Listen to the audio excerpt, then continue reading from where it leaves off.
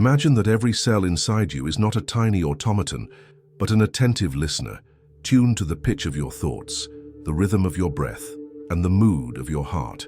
Think of your inner voice as a radio transmitter and your body as an orchestra responding to its score. What if the sentences you repeat in secret, the doubts you harbor, and the prayers you whisper are translated into biochemical signals that reshape tissue, inform immunity, and even influence which genes are expressed?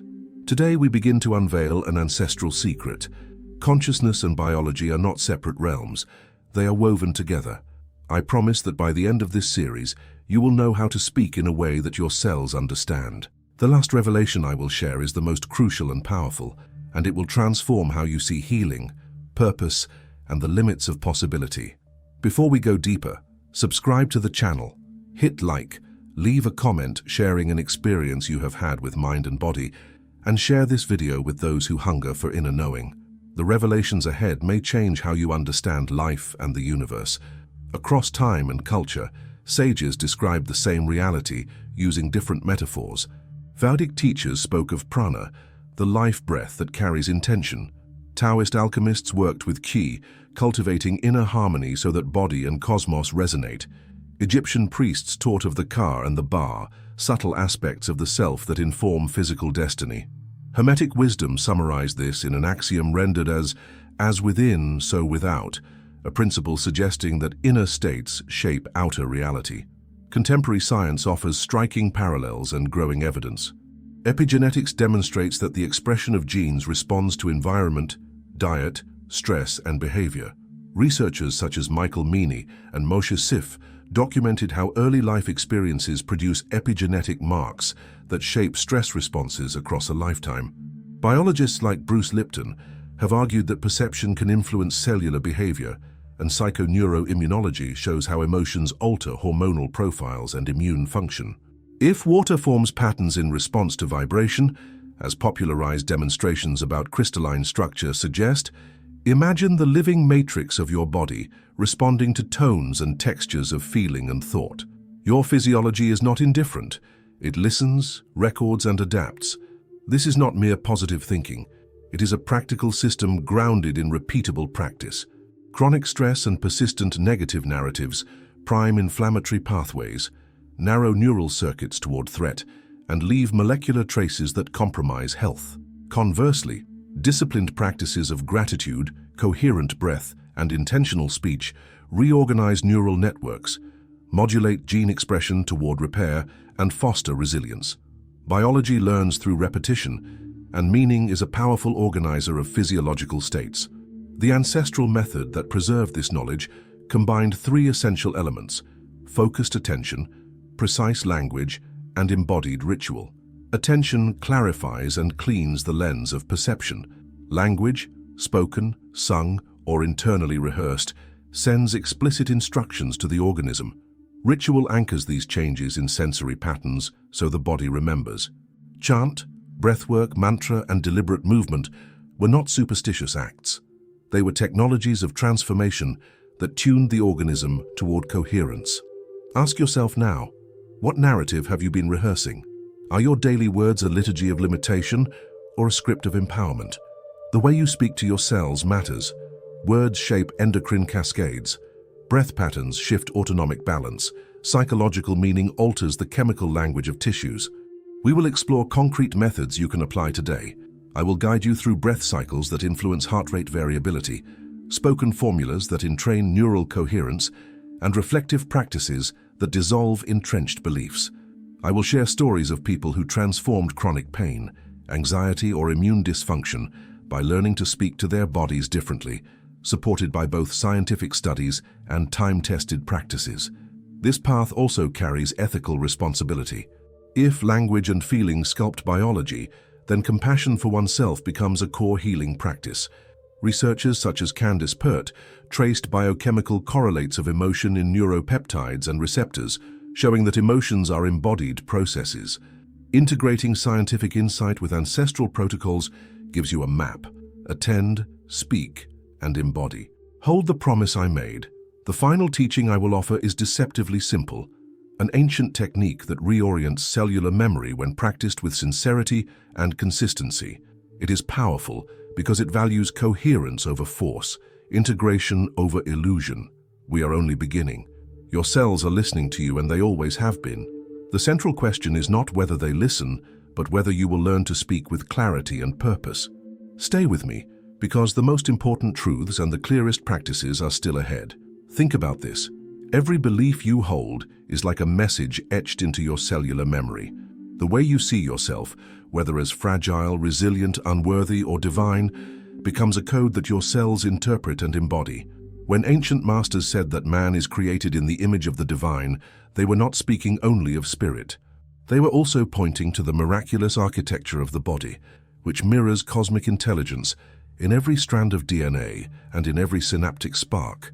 Modern neuroscience demonstrates that repeated thoughts carve grooves in the brain, strengthening neural pathways like trails walked daily. This is neuroplasticity, the brain's capacity to reorganize itself. But here is the deeper truth. Neuroplasticity does not stop at the skull. The brain communicates constantly with immune cells, endocrine glands, and even with the microbiome. A thought repeated becomes a signal carried by hormones, neuropeptides, and electrical impulses that reach every corner of the body. Ancient yogis understood this long before neuroscience gave it a name. They taught mantras not as empty sounds, but as vibrations designed to reshape consciousness, and, through consciousness, reshape physiology. Taoist adepts practiced inner alchemy, circulating qi through energy centers to rejuvenate organs. Hermetic teachers instructed their disciples to govern their inner dialogue, declaring that mastery of thought was mastery of destiny. Now, imagine if you were to live every day as if your body were a council of listeners awaiting your command. Would you choose your words more carefully? Would you dare to speak healing into your bones, clarity into your mind, vitality into your blood? Pause for a moment and reflect. What phrase has been echoing in your mind lately? Is it, "I am exhausted," "I am unlucky," or "I am unworthy"? Or is it, "I am alive," "I am guided," "I am whole"? Share in the comments below. Your answer may inspire another seeker to recognize their own pattern. The truth is that your cells are storytellers. They remember trauma, yes, but they also remember ecstasy, compassion, and love. Trauma encodes survival strategies in the nervous system, but healing practices can rewire these codes. Researchers such as Bessel van der Kolk have shown how embodied practices, breathwork, movement, mindfulness, unlock trauma stored in the body, allowing cells to release the weight of memory. This confirms what indigenous healers have practiced for millennia. The body keeps the story, but it also holds the key to rewriting it. Let us return to the ancient traditions. The Egyptian Book of the Dead described the heart as a scale upon which the soul's truth was weighed. To speak falsely or to live in contradiction weighed heavily not only in spirit, but in body. For them, words carried substance. The Vedic sages declared that Vak, the power of speech, was a manifestation of divine energy itself. Taoist masters spoke of the healing sounds, specific tones aligned to different organs, practiced in meditation to restore balance. All of these teachings converge on one principle: language, whether whispered, sung, or thought, is medicine or poison. Science now gives us tools to measure this. Cortisol levels rise with negative self-talk, weakening immune response. Oxytocin and serotonin flow with affirmations of safety, trust, and connection. The placebo effect, long dismissed as illusion, demonstrates how belief alone can trigger genuine physiological change. If belief can shrink tumors, reduce pain, and accelerate healing, then belief is no illusion at all. It is a force written into the laws of biology. And yet, the greatest mystery is that this power has always been within reach. The challenge is not access, but awareness. Most people speak to their bodies unconsciously, unaware of the scripts they rehearse every day. They wake and say, "I am tired." They look in the mirror and say, "I am old." They face obstacles and say, "I cannot." Each phrase is a command to trillions of obedient cells, and the cells listen faithfully. What would happen if you reversed this? If you began to speak as the ancients advised, with reverence and intent? If every morning you told your body, "You are alive with energy, you are guided by wisdom, you are an instrument of divine purpose"? Imagine the resonance of such a declaration, repeated not once but 1,000 times across a lifetime. Your cells would align with vitality instead of depletion, with courage instead of despair. This is the ancestral secret we are uncovering together. Speech is sacred, and your cells are listening to every syllable. It is a secret both mystical and practical. Mystical, because it affirms that the body is an expression of spirit. Practical, because modern science shows the biochemical pathways through which words sculpt flesh. We are only halfway into this journey. The revelations to come will unveil not only how to speak with your cells, but how to listen to them, how to awaken their memory, and how to command them in alignment with your highest truth. The final teaching, as promised, will be the most powerful of all. Stay with me. What comes next will transform the way you live in your own skin. Imagine walking through life as if you carried a council of ancient beings within you, each cell a tiny sage, holding memory, intelligence, and potential. These sages are not silent. They respond to every choice you make. Food, breath, thought, word, even the company you keep. Each of these becomes an instruction shaping the inner council. To live unconsciously is to flood this council with confusion. To live consciously is to guide it with clarity, harmony, and purpose. Modern discoveries in psychoneuroimmunology confirm that emotions directly affect immunity. When joy and gratitude arise, immune cells multiply more effectively and fight disease with greater precision. When despair dominates, immunity falters, leaving the body vulnerable. Ancient healers did not describe lymphocytes or cytokines, but they knew that joy was medicine and bitterness was poison. What they taught poetically, science now observes under the microscope. Think of a drumbeat echoing through a village. Every villager aligns to its rhythm, dancing in step. Your cells too move to rhythm, the rhythm of your nervous system. If your heartbeat is erratic from stress, your cells dance in chaos. If your breath is steady, your thoughts calm, your cells move together like a choir in harmony. The Taoist sages taught breath as the master key to qi. Modern research shows slow, coherent breathing reshapes heart rate variability, restoring balance to the nervous system. In both ancient wisdom and modern science, breath is command. Pause now, take one slow, deliberate breath. Feel the message it carries. Did your shoulders relax? Did your mind quiet? That is your body listening. Share in the comments. Did you feel even a small shift just from one breath? The Hermetic principle, as above, so below, tells us the microcosm mirrors the macrocosm. Your body is not separate from the cosmos. It is a living constellation of energy. Just as stars communicate through gravity and light, your cells communicate through hormones and bioelectricity. Mystics always saw this correspondence. Kabbalists describe the body as a reflection of the divine tree. Vedic seers mapped the chakras as inner stars aligned with universal forces. The Egyptians aligned temples with celestial bodies, believing the human form echoed the heavens. To them, every cell was a star in the galaxy of the self. What happens when we neglect this truth? We reduce ourselves to machines, treating symptoms instead of listening to messages. But disease, from this perspective, is not betrayal. It is communication. It is the body saying, "Listen, something is out of alignment." Louise Hay, a pioneer in mind-body healing, suggested that specific illnesses correspond to specific emotional states. Whether or not one agrees with every correspondence, the principle holds: what the mind refuses to confront, the body reveals. Now consider the extraordinary phenomenon of spontaneous remission. Documented cases exist where terminal illnesses disappear without conventional explanation. Doctors often call it mystery. Yet ancient traditions would call it memory, cells remembering their original blueprint of wholeness when the mind finally aligns with truth. Studies in placebo and nocebo effects highlight this same principle. Belief, whether in healing or in harm, manifests in the flesh. What story, then, are you allowing your body to believe? Each time you affirm, "I am broken," your cells follow. Each time you affirm, "I am whole," they follow as well. This is not denial of pain. It is recognition of deeper authority. Pain is real, but it does not define the totality of who you are. The ancient Stoics taught that while we cannot always choose circumstances, we can choose meaning. Meaning becomes biology. There is also a collective dimension to this mystery. Indigenous cultures practiced healing in community circles, where song, prayer, and rhythm created a field of resonance. Science now explores social genomics, showing how isolation and disconnection switch on genes related to inflammation, while connection and compassion turn them off. Your cells are not only listening to your thoughts, they are listening to your relationships, your community, even the environment. The mystics were right. Everything is connected. This is why rituals mattered.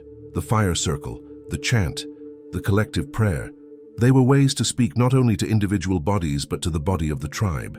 Each participant became part of a larger organism, each cell part of a greater whole. Your personal healing, then, is not only for you. When you align your cells, you radiate coherence outward, influencing others in subtle but measurable ways. Studies on heart coherence by the HeartMath Institute suggest that the heart's electromagnetic field can affect those around us. Mystics knew this long ago when they spoke of a radiant aura. We are nearing the threshold of the greatest teaching. You now see that cells listen, respond, and even remember. The next step is to awaken their power to co-create with you. The final revelation will show you how to command this process with simplicity and force, a practice handed down through time, yet often overlooked. It is the ultimate key to speaking the language of your body in harmony with the universe. Stay with me. The greatest secret is yet to come. We have traveled far together, through science and spirit, through ancient temples and modern laboratories, through the hidden memories of the body and the whispered codes of the soul. You now know that your cells are listening, that they respond to thought, to word, to breath, and to belief. But the greatest secret, the one reserved for initiates across cultures and centuries, is this. Your cells not only listen, they speak. And if you learn to listen back, you unlock a dialogue that can transform your entire existence. Imagine your body as a symphony. Each instrument, your heart, your lungs, your brain, your immune system, plays its part. But beneath the orchestra is a conductor, and that conductor is consciousness. When you command with clarity, the symphony aligns. When you are scattered, the instruments fall out of tune. The final key is learning not just to issue commands, but to receive the music, to enter into harmony with the intelligence that animates your flesh. Ancient mystics taught that silence was as sacred as speech. The Egyptians practiced hesychia, sacred stillness. Taoists retreated into the mountains to listen to the body's subtle signals. The Vedic sages described Shruti, divine hearing, as the path to revelation. They all understood the same truth. When you listen deeply, the body speaks back. It whispers guidance, warns of imbalance, celebrates renewal. This two-way communication is the true ancestral secret. Modern science calls this interoception, the ability to sense internal signals like heartbeat, breath rhythm, and gut feeling. Neuroscientist Antonio Damasio demonstrated how feelings are grounded in bodily states, and how consciousness itself is rooted in this intimate dialogue. What mystics intuited, science now validates. Awareness of the body's signals enhances health, decision-making, and even spiritual awakening. Here is the practice, simple yet powerful. Each morning, before the noise of the day begins, place your hand over your heart. Speak clearly and kindly. Thank you.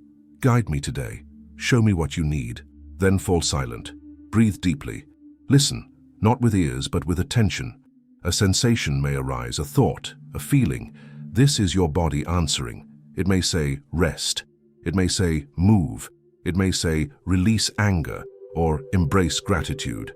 With practice, the dialogue deepens. Your cells remember you as their conscious commander, and you remember them as loyal allies. This is the missing piece. Most people either command without listening or listen without commanding, but mastery requires both. The ancients knew this balance. The Hermetic teacher Hermes Trismegistus declared that he who knows himself knows the universe. To know yourself is to hear your body's voice and to guide it with the voice of spirit. Let us bring it all together. The language of your cells is vibration. Your thoughts are vibrations, your words are vibrations, your breath is vibration. Each choice you make tunes the instrument of your being. Fear is dissonance. Love is harmony. Confusion scatters energy. Clarity aligns it. This is why sages across traditions insisted on purity of thought, sacred speech, and intentional living. They were not bound by superstition. They were tuning the orchestra of existence. Now reflect. If your cells are listening, what will you tell them from this day forward? Will you command strength, healing, joy, wisdom? Will you listen when they whisper for rest, nourishment, or silence? Share in the comments what message you want your cells to hear today. Your declaration may inspire another soul to awaken. Remember, you are not a passive passenger in this body. You are the conductor, the storyteller, the co-creator. Your cells are not blind matter, but conscious listeners, waiting for your guidance. The ancestral secret is simple yet profound. Speak with intention, listen with reverence, and live in harmony. The final promise I made to you was to reveal the most powerful truth. And here it is. The voice you use with your body is the same voice the universe hears. When you speak love into your cells, you speak love into creation itself. When you declare healing, you align not only with your biology, but with the eternal rhythm of life. Your body is not separate from the cosmos. It is the cosmos condensed into form, listening for your song. So sing wisely, speak with power, listen with humility, live as if every cell is sacred, because it is. The ancestral secret is no longer hidden. You carry it within you. And as you walk from this moment forward, remember, your cells are listening, and they are ready to follow the truth you choose. Thanks for looking.